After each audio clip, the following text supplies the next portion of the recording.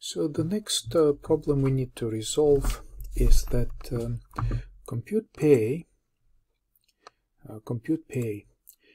is defined separately in the two of our classes specific employee types, full-time and part-time.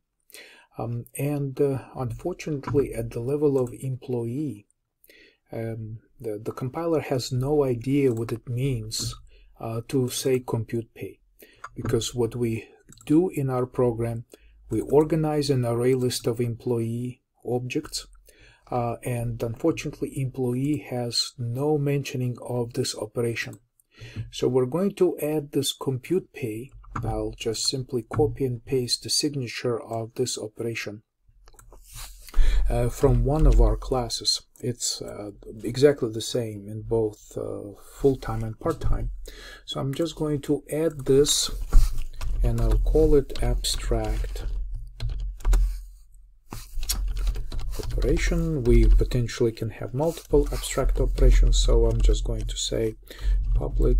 So this will be abstract, and to spell it right, abstract. And abstract operation is not defined, it is only declared. Again, once we make everything runnable, I will explain in details how these parts play in the big picture. And once abstract method is added to the class, we have to declare that this class is abstract. It's the Java rule. As soon as something like this appears to be in the body of our class, we immediately need to duplicate this at the class level. Okay.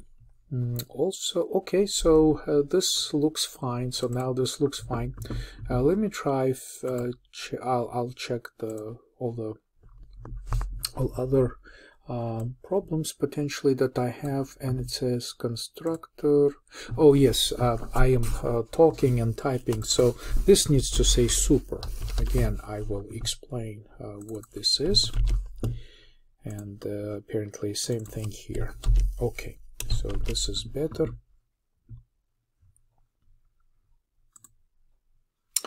And let's fix the rest of the problem. Again, clean and build. And here in payroll direct deposit, we also need to update this as well, just like this, because get name is all we need from our employee, and it's perfectly available at the employee level. So we're ready to make it runnable again and test it. Okay, so this works similarly. Now the formula has changed. And so this time we'll probably go back to declaring this employee part-time is expecting hours worked, and hours worked are simply 40 hours. So we'll change this back to just 40 hours and run it with this change, and it brings us back to the way it was before, I believe. Sort of. Okay, so anyway, but everything is runnable, and now let's take a walk through all the changes and all components that we put in place and how everything works. So let me try to arrange my display.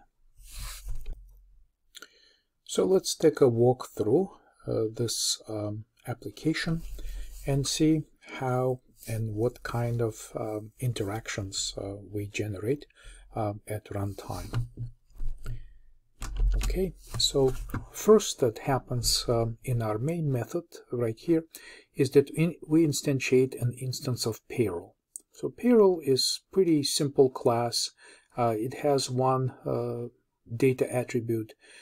It has a couple of methods that basically do some direct manipulation, and this payroll class is not involved in any sort of inheritance relationship. It's just a simple class.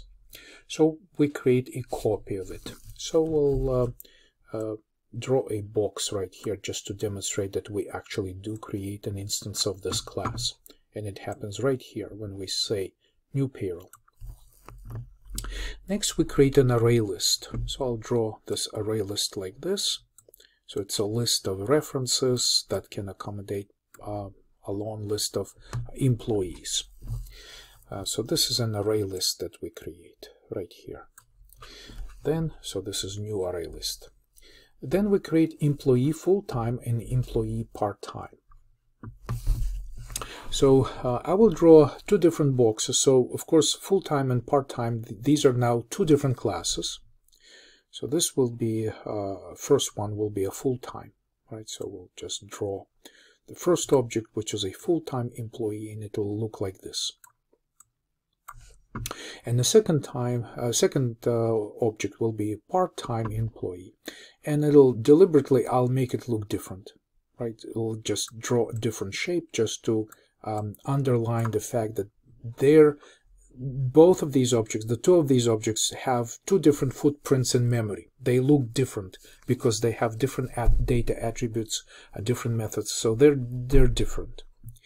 However, both of them, like we can see here in employee part-time class, both of them extend the employee. Remember that the idea behind extending here is that we'd like to inherit everything from class employee, every attribute and every method, and bring it over to employee part-time. And the only approach that we're taking here is that we're designing this class and this class separately, but at runtime they're brought together. So to demonstrate it in our diagram, the employee, the instance of an employee class, is actually created inside a full-time employee. I'll draw the smaller box. So this is the big box is a full-time employee, and the small box is the employee, the superclass from which we extending the full-time and part-time. And likewise, this is our part-time employee, this box down here, and it also has this identical part, which is the employee part of it, because that's how inheritance work.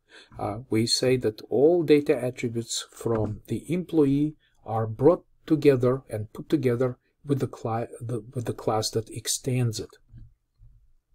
And this is why it's possible to create this array list of employees, because every kind of employee that extends the base class, the superclass employee,